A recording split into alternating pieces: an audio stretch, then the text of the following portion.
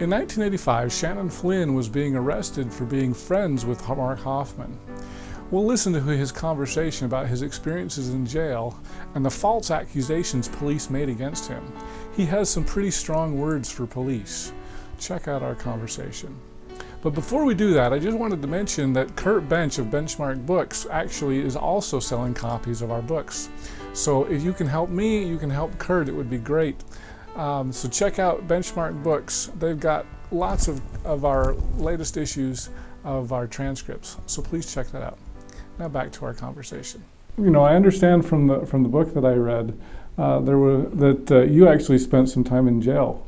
Can you talk about that? So what was that all about? Well, I was incredibly naive, maybe still am, but I was incredibly naive and unknowing, and so when those bombs went off, and especially the one with Mark, man, I knew him really well, a lot better than almost anybody else did. So I thought I could be helpful, and so I volunteered once or twice to go to the police station and tell what I knew and contribute some information. Well, what I didn't realize is the police were casting a very wide net on potential suspects, and I got caught up in that net. And so at one point, the police in an interview had told me they were going to go search my house, and so I said, well, you're going to find something there that's illegal. I said, there's an automatic weapon that's an illegal one that actually belongs to Mark, but it's in a storage unit of mine. And so I was at one point arrested for possession of an unregistered automatic firearm, which appears that's a federal crime under the tax code, strangely enough. And so then I spent 3 days in Salt Lake County Jail, and then was able to get bail and get out, and then never went back. So in that process, I acquired a defense attorney, and I now, at the time I didn't realize this, but he suggested strongly that I do a polygraph. Well, now I know it's because he wanted to know if I was telling the truth. But it could have been helpful to have me excluded. It didn't exclude me for 1 second, because the police were just, I mean, this was a huge deal and a huge crime. And they were not coming up with, just lead pipe cinch suspects very quickly. And so they were just gonna do what they had to find somebody. And so that became a charge that I could be charged with, though I was never charged with anything to do with the rest of it. But he suggested I do this polygraph, and he knew about David Raskin, so he said, why don't we do this, and then I will help exclude you. So I said, sure. So we drove up to the University of Utah, and I sat there, and like I said, was all rigged up and had 6 different sensors going and all of that, and $600. You had to pay? I paid. Oh, wow. I paid. And, I think in my attorney's view, then he believed that I hadn't had anything to do with it. But like to say, the police didn't. They didn't care. They didn't care. So the police still thought you had something to do with it? Somebody. And they didn't care who it was. They wanted to hang somebody. Oh, they had to. And so Lynn Jacobs was looked at carefully. I believe Brent Metcalf was looked at somewhat. I mean, like I say, they were casting that net as wide as they could get it. And it was still, because it all drove from the incredibility of the whole thing. No one believed that any one person could do all of those forgeries and build those bombs and kill those people and all of that stuff. They just didn't believe it. Even if Mark did it, they didn't believe that one person could do it. There must be somebody else involved. And so, of course, they went through the normal police procedures. They found, Confederates, friends, whoever, and they applied whatever pressure they could, because that's a normal investigative technique. Because, often evidence of a crime is not really readily available. A lot of times people are convicted on either witness or complicit testimony. So they were looking for somebody to say, oh yeah, he did it, and I was there, and Okay, so they put a lot of pressure on you. Did they accuse you of being a co-conspirator or something? They did a number of things that to this day I will never forgive them for. Never. And this plays into a little bit why, for me, this was difficult to imagine. Um, you will be able to show on this some examples of his handwriting, his natural handwriting from his mission and then from when he was in prison. And when you see those examples of handwriting, and you can imagine that you didn't know that all this had happened, and someone showed those to you, and you say that is the handwriting of a master forger, you'd say, no, it's not. No, it's not. Because it's awful. The spelling is awful, the handwriting is, it's like a child. And that continues to this day. That is not affected. Well, surprise to all of us, that hand did produce, as he admitted, over 86 different signatures. And then long sheets, not just signatures, two-sided sheets of paper, full letters.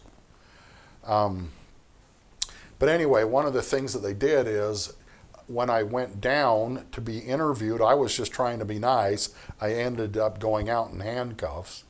My parents came down to the police station to pick up my car. And one of the detectives met them and said, oh, he murdered 2 people.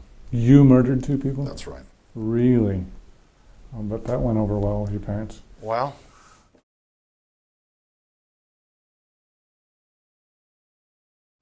and I'm sure that, the guy that did that to this day doesn't care. Well, that's what I believed. I will not forgive that. And then they did something else too. They did a search of my house while I was in jail. We had a storage unit across the street. We had some baby furniture and a few odds and ends in there. They went in there and they believed they had found the bomb factory. And so an agent from the BATF, unfortunately I don't know his name right now, but I'll come up with it and I will speak his name out now loud, because that man should be made to be responsible for what he did. They had called the news media. All 3 Salt Lake channels were out there, Associated Press, Deseret News, everybody.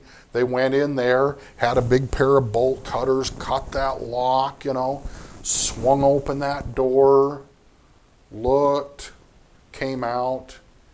There was nothing there. And that man stood and looked in the camera and said, the bomb factory was there, but it has been moved. Oh, really? Straight out lie. So when they said to me, oh, Mark made those bombs, I said, no, you're lying. Because I've seen you do it before. You've done it to me. I got to watch that while I was sitting in jail up on the felony floor. It was very exciting. All of my fellow cellmates were... I was the most famous person in jail that weekend. Oh boy. So wait a minute. Let me make sure I understand what you're saying there. So you knew that they were lying about you, and so when they said that Mark was the bomber, you felt that they were lying about Mark as well. I didn't know anything that would be true, and I knew they were fully capable of just out and out lying. And like I say, this wasn't, oh, we couldn't quite tell, or there's a little fuzziness, that's kind of a judgment call. No, straight out lie. And not a lie that was damaging, that said that I did something that was horrible, that was completely not true. Wow. That would have been very difficult to deal with, I'm sure. Well, at any rate, so that changed the main of view. But as a result, and then of course his wife, his parents, everybody, he didn't do that because he never presented that sort of a persona to anybody in any way. He was not criminally inclined, You would believe something that somebody had committed an armed robbery if they had committed, 3 or 4 burglaries before, because that's, you know that, and that's kind of in the same thing, and so you could believe that. Never an arrest, never a traffic ticket, anything. And so they would say, legitimately, from my experience, that can't be true. Well, we're all fooled. It was true. So you believed he was innocent for a very long time? For a very relatively long time. Right. So, I mean, how did you come to change your mind? Well, the evidence did build after a period of time, but what really turned the key for me was when he pled guilty. Because I knew that, and I had an interview with a reporter, because right after that happened, they called and said, "What do you think about that?" And I said, "Well, obviously he did it, because no one would say that unless they did." Now, it took a long time afterwards to really gain the full belief of that, because then you had to see how he was able to do the forgeries, and a lot of information had to come for it to then be believable. But as I've been speaking so far, there's all sorts of things that now we can understand that's true, because you can see how it happened. I hope you enjoyed our conversation with Shannon Flynn. Mark Hofmann doesn't have very many visitors, but Shannon Flynn tells us about some of the visits that he made, as well as a very surprising visitor.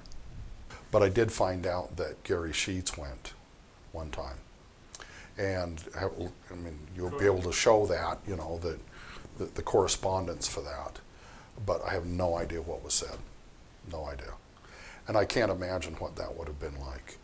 Though actually for Mark, I don't believe that would have been the worst encounter he had of that nature. Click here to subscribe, click here for a transcript, and over here you'll see some other videos that we've done here on YouTube. We hope you'll use this as a valuable resource to learn more about Mormon history.